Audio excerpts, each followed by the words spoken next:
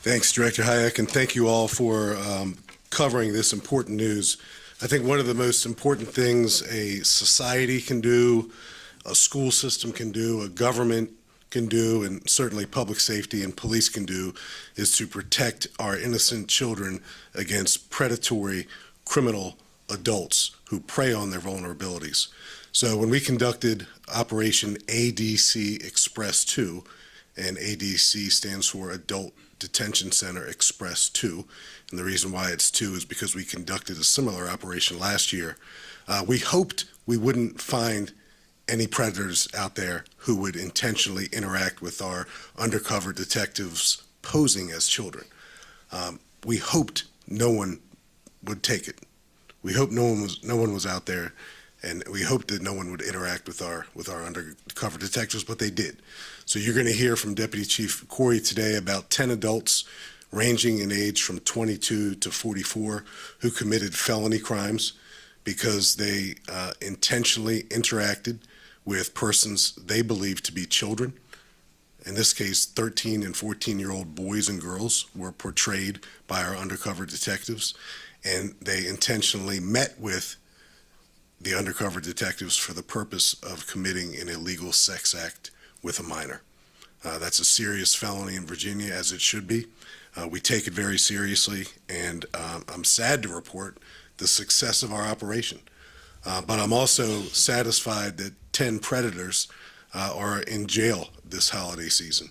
It's one of those crimes when we charge, we never know the true impact of taking one of these predators off the street, because ultimately they offend again and again and again. And it's always been my experience that the only way to interrupt the criminal misconduct of these types of predators is to incarcerate them.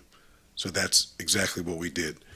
You'll hear a little bit today about Detective Justin Urbaniak and his electronic service dog, Delaware. We're one of the only police departments in the country that has an electronic service dog. So what Delaware does is he searches for and is trained to search for electronic devices.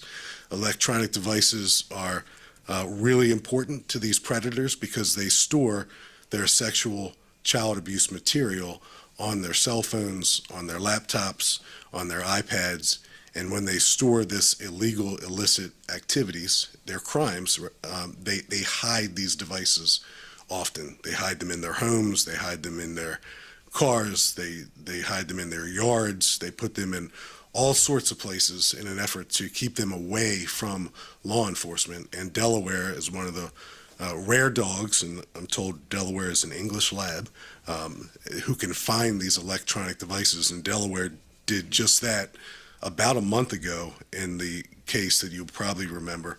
It was widely covered, involving the DC Chief Executive Officer, Brian Dolan, in his arrest. So we want to highlight the work that Delaware does and Detective Urbaniak, and it's a big commitment for our police department to train a service dog like Delaware, but unfortunately it's necessary. So we remain committed to holding these lawbreakers. It's a unique type of lawbreaker, as I stated, holding them accountable for their crimes against children. Chief Corey will go over our relationship with the National Center for Missing and Exploited Children. I encourage parents earlier today to visit that National Center for Missing and Exploited Children website. It includes several apps that parents should be aware of if their children have these particular apps on their cell phones. So it's a really informative website. I encourage everyone to visit it. Now Chief Corey will go over the details of our operation, and then he and I and Captain Robinson and Detective Urbaniak will stand ready to ask or answer any questions you may have. Thank you, Chief. As the Chief said, one of the most important things that we do as society, as a department, is to safeguard the children who live in our community. I remember, and you all remember, one of the most important lessons you learn as a child very early on is don't talk to strangers. And I think today, you talk to any kid, they're going to tell you, yeah, I know, I don't talk to strangers.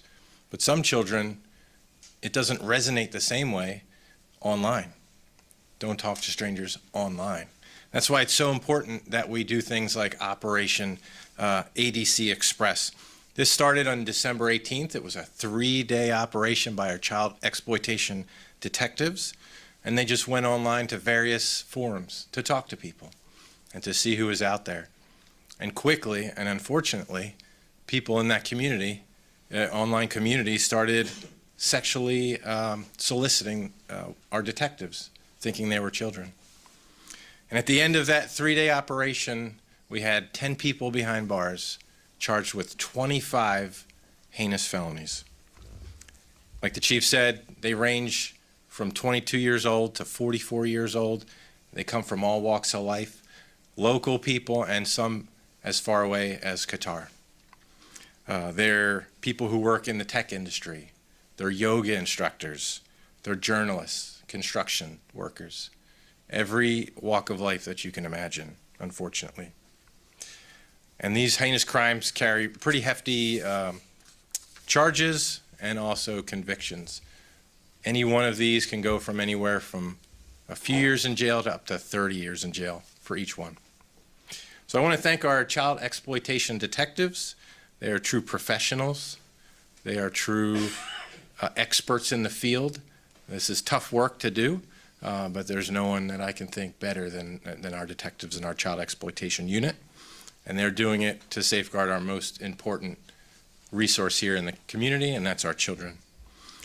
I want to take a moment to talk to the community about what you can do as a parent to protect your children, because it is confusing.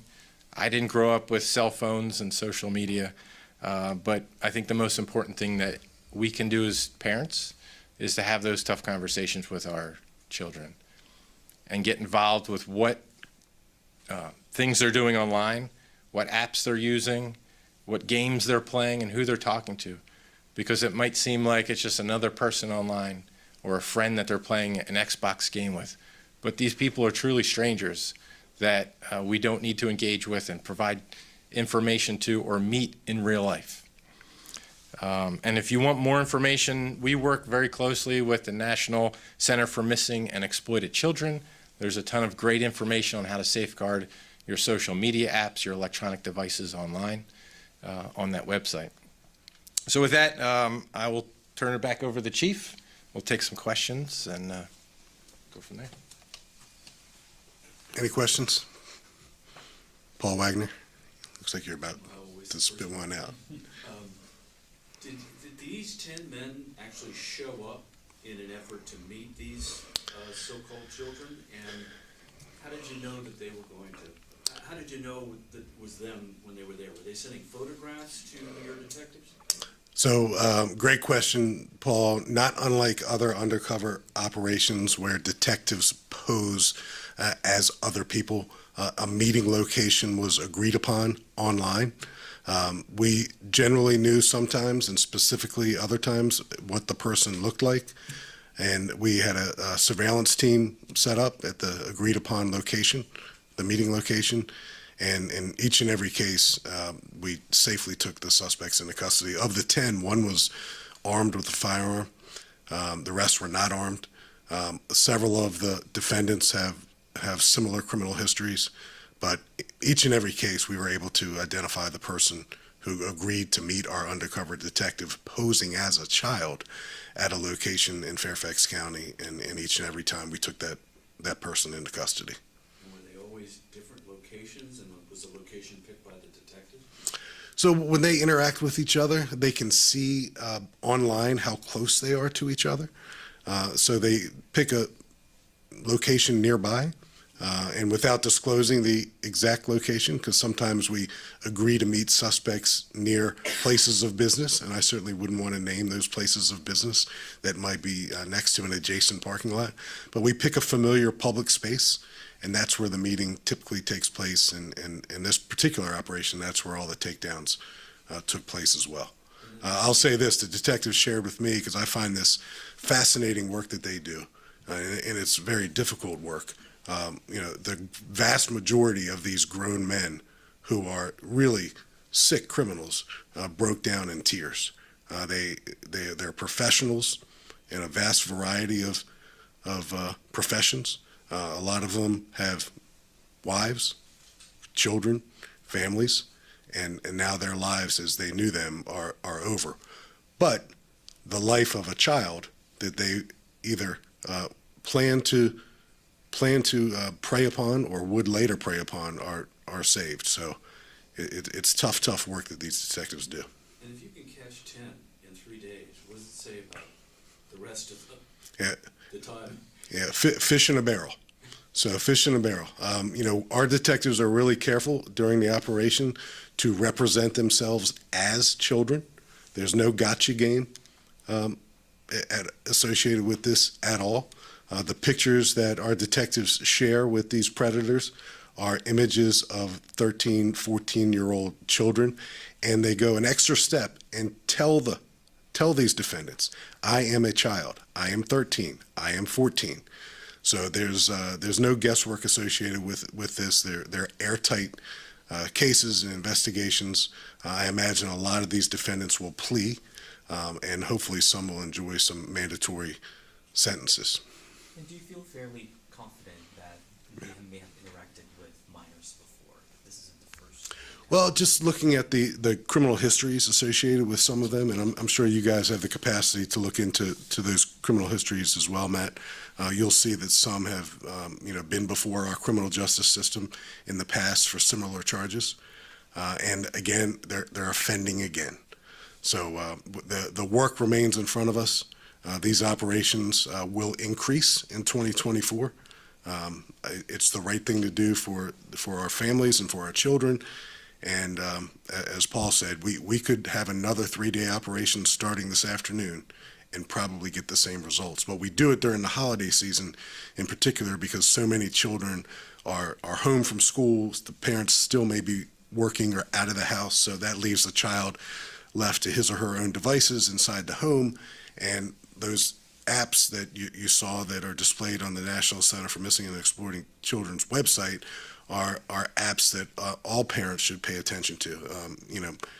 There'll be a day and age when parents will be as familiar with these apps as their children.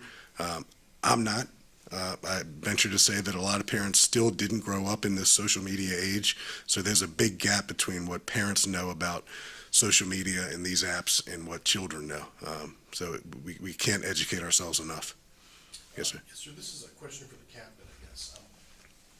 How long is the duration, would you say, on average, between one of these initial contacts is made and when you're actually there in the parking lot taking this person down? It depends. It could be a matter of hours up to a couple of days until there's a rapport built and the person feels comfortable meeting with the juvenile. So it depends. But we're not talking like weeks or months or build-up, or this is quick. It's pretty spontaneous and very quick, yes. Is there a particular forum, those flashed up on the screen, is there a particular forum that stands out where these people are going? I don't know we want to identify a particular app or forum. I think the most responsible thing we can do is bring several to the attention of our community and ask parents to take advantage of websites like the National Center for Missing and Exploited Children and just simply be aware of what apps are on their children's phones. We've engaged these criminal defendants on more than one site in the past, so I don't know that one is necessarily more prevalent than the other. But they are able to see the proximity of each other while they're interacting, Chief, if that makes sense. Chief, Yes, this sir. is clearly not, oh, I'm sorry, go ahead. Did Yes. you Oh, no, I'm sorry. thank you. This is clearly not the first operation you've done on this type of thing. I mean, in 3 days, you've got this many, suspects. Are you surprised? I mean, that this is still continuing, I mean, you're falling in the same trap. Yeah, no, it's this is not a perfect analogy, but every time we go out and conduct a DUI checkpoint, I'm hoping that our police officers come back with goose eggs, 0. I don't want to catch drunk drivers because I don't want anyone to drive drunk, but they do. The same kind of goes for an operation like this. In spite of our best efforts to help educate the community, parents, We're really intentional about how we interact with these criminal suspects. We tell them we're children. We tell them our age. And yet, they still solicit sex acts with minors. I wish they didn't, but they do. And that's why one of our 2024 resolutions is to conduct more operations like Operation Adult Detention Center Express. The community can expect to see more of this in 2024 because our children deserve it. Is this one of the more larger? And as a follow-up, you have a lot of tools at your disposal, and to have this beauty down here, I mean, how invaluable is to have a tool like that? It's, when we're dealing with the immediacy of an operation like this one, there are often follow-up search warrants at homes and businesses and motor vehicles. And, the detective was sharing with me, how often, in spite of our best efforts, patrol officers and detective, we miss things. We miss that secreted burner phone with images of child sexual abuse material on it because, we just aren't used to finding them in the places where they're hidden. And to have a dog like Delaware is invaluable. And I think as you see years go by, more and more police departments locally and nationally will adopt electronic service dogs. They're a real important tool in our crime-fighting arsenal. Is she the only one you have, or are there others in this area? So I'm going to let the detective talk about it. So she's the newest version. We just retired one. So currently we do have two. Browser is our first electronic service dog, detention dog. He'll be retiring at the end of the month here, and then Delaware will be replacing him. And then there's a few within the capital region, I'll say. Would you consider this to be more the larger operation or the largest as far as cost? No, we looked at some previous operations just a couple years ago, and there have been occasions where an operation like this has resulted in more arrests than the 10 that we're announcing today. But again, it's something, it takes a lot of investigative effort and coordination. You can imagine the personnel it takes to form arrest teams and surveillance teams, and it's important to do nonetheless. So we're going to do more of it in 2024. Yes, ma'am. Chief, just to go back on the platform question, because we grew up with an AOL chat, right? What should parents look out for in some of these platforms? Is it a popular profile that the kid might be following? They think it's someone. A little more detail there without Yeah. too much. So I'm going to pass the microphone because I don't even know what AOL chat is. So if one of you guys can help me out. Yes, I think it comes back to knowing who you're talking to. Online is just like in person. You wouldn't walk up to a complete stranger and just start talking about sex acts, right? And this is the same thing online. The opportunities on these platforms is just so great. And I think I've got two kids, teenagers at home, and one of the things that we don't allow them to do is take their phone to bed with them at night because that's the prime opportunity. There's no supervision. There's hours on end where they could potentially be going on various apps to talk to people that we're not aware of and we wouldn't know. So it's just having those conversations with your children about all the apps in general, and those include the gaming apps. When you're playing a video game online, there's chat opportunities there as well that some of these predators are aware of. So being aware of all these opportunities, looking on your children's phone, setting boundaries, using the parameters that each app has to limit who your children can talk to based on their age and what's appropriate. I apologize if I missed it, but was there an AI component to this investigation? No, this is detectives talking with people over different various platforms. Do you all have any concern, have you seen now AI being used to try and trick these children as well? I mean, that's something that's, always a concern that we have in a multitude of crimes, not just child exploitation. So it's something we are on the lookout for. It's kind of at the forefront of what it's capable of doing, but it's something we're aware of and we're always monitoring. I know you guys mentioned the suspect from Qatar. He didn't travel here for the interaction. He was already here. As far as I know, he was already here. He just started engaging with our detectives. Do you know how many have had contact with the criminal justice system? And the chief had mentioned that this is not the first time they've done it. Yeah, unfortunately not, and that's something that, you know, is easily accessible to anyone using the court system. This Is court system. this is one of these crimes that I don't think you just fully engage with someone on the first attempt. Most of these people, they test the waters first, right? See where it'll get them, and they work up to the nerve to meet somebody in person. I would venture to guess that this is most people's, you know, not their first go at it. But some of these suspects were arrested before? I'm sorry? Some of these suspects were arrested before? Or not? Yeah, so those type of queries are available online. We can help link you up. Yeah, and we can link you afterwards. But this is a crime that's innate to the people who are committing them, and they almost can't help themselves, which is why we are so proactive in engaging in operations like ADC Express to stop people from things that they can't stop themselves from. Chief, can I ask an off-topic question? It has to do with a case you were talking about this morning, apparently, about a 16-year-old who was Yeah, sure. trying to sexually assault an elderly woman. Sure, and Chantilly, and I'm happy to answer that, Paul, but just to kind of close the loop on the criminal history question, it's one of those topics that if we answer it proactively, we invite scrutiny. If we don't answer it, we invite scrutiny. So I'll say of the 10 defendants, several are known to the criminal justice system, and I'll let you all go from there. So a 16-year-old knocked on the door of a woman's home in Chantilly a couple days ago. She answered the door. He forced his way into her home. She somehow made her way to a phone. I don't know if it was a hard line or her cell phone, and she dialed 911. And before she was able to interact with the 911 call taker, the 16-year-old bad guy takes the phone from her but doesn't hang it up.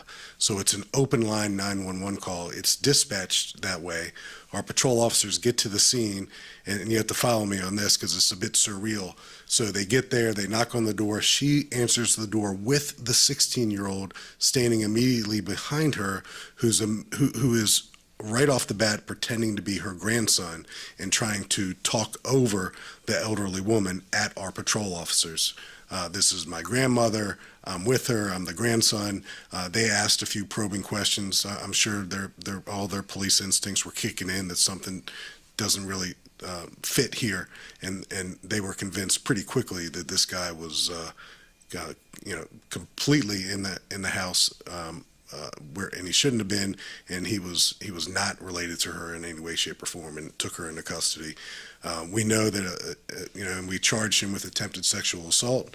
It certainly could have been, probably was going to be much worse if we didn't get there. And I'm just grateful that these young police officers are trained well enough to not turn their back on the first answer they get from someone who's pretending to be someone he's not. So really good instinctive police work the other night. Probably saved this woman's life. Was this completely random, or has this teenager interacted with this woman? At the moment, it looks like it's completely random. And how old was the woman? Do we know how old she was? Close to 60 something. Yeah. We'll get you her exact age. Close to 70. And do you know if he's being held as a juvenile? Is he released? We'll follow up right afterwards. Yeah. What charge will face this person? I know he's charged with breaking and entering. He's charged with an attempted sex offense, probably more charges, but we'll get all that for you as well. It was covered a couple of days ago, but we're more than happy to share the information again.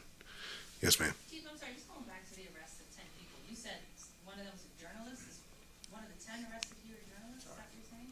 Yes. Not a local journalist. Can you just identify? I can, From Qatar. the car person. Yes. Thank you. So just speaking of elderly victims, we had a 93-year-old woman whose home was broken into a couple weeks ago during the crime spree of the person we arrested 5 times in 102 days. So, and in that particular case, it could have been a lot worse as well. So, we, just like we pay attention to our children, because they deserve our protection and our undivided attention, we have to deliver the same type of service and attention to our senior community as well. They're certainly vulnerable. Is there any way to get a demonstration on how this dog finds electronic devices? No, I mean, great TV, man. maybe not live, Paul, but we might use you as. Sure, you can. You gonna give us your phone? No, I'm just kidding. No, we'll put something together. It probably takes a little bit of organization to put that together. But yeah, Haley, did you have a question? Yeah, one more question. Were Haley. these 10 men employed working with children in any way? So one was a yoga instructor, I don't believe employed with children, a construction worker. No one specifically like a school or daycare, if that's what you're asking. Yep. Thank you. Anyone else? So Delaware will stay for a moment. You can pet I'd Delaware. just like to see how he can do it, that's all. Or she. She. She. Yeah. She heard you speaking and she fell asleep. 2. Delaware's 2. Yeah. But so maybe you stay afterwards. Yeah. We figured when we introduced Delaware to this news conference that Delaware would quickly become the center of attention. Chief, based on the charges, how likely do you think the 10 arrested will be out? Well, as of I think this morning, they're all still held on no bond status. They'll have an opportunity at a bond motion to have their bond status reviewed, but there's no way, at least in my mind, that these men, these predators, should be anywhere but behind bars until they're able to go to trial for these very serious charges. Do you know the number of arrests by the Child Exploitation Unit this year? And We- maybe compared to previous year? Yeah, we'll get that for you. So I can tell you, and Captain Robinson was just explaining to us before, earlier this morning, 2023 has been a very busy year with these types of crimes, cyber crimes as well. These detectives are tasked with investigating cyber crimes, child exploitation crimes. They're a really busy, small group of detectives who do a lot of great work for Fairfax County. And, our relationships with other Northern Virginia agencies, in particular Prince William County, we work together as a team. These predators know no boundaries. They get online and they go to where their opportunities take them. So it's not, it's certainly not unique to Fairfax County. They will travel and commit these crimes, and we just have to be committed to hold them accountable. Why do you think that is 2023's been busier? I don't know. It's we're still, I guess, post-COVID now. I think it's safe to say we're post-COVID, and people are returning to work. They're returning to school. They're emerging from their homes, and maybe these types of meetings that, for one reason or another, just based on sheer availability of humans, is now kind of back to a pre-COVID level. So I can only imagine that might be part of it. I certainly don't know, but it's a concerning trend that we continue to see these predators victimize our children, and we're not going to rest until we hold all of them accountable. All right, thank you.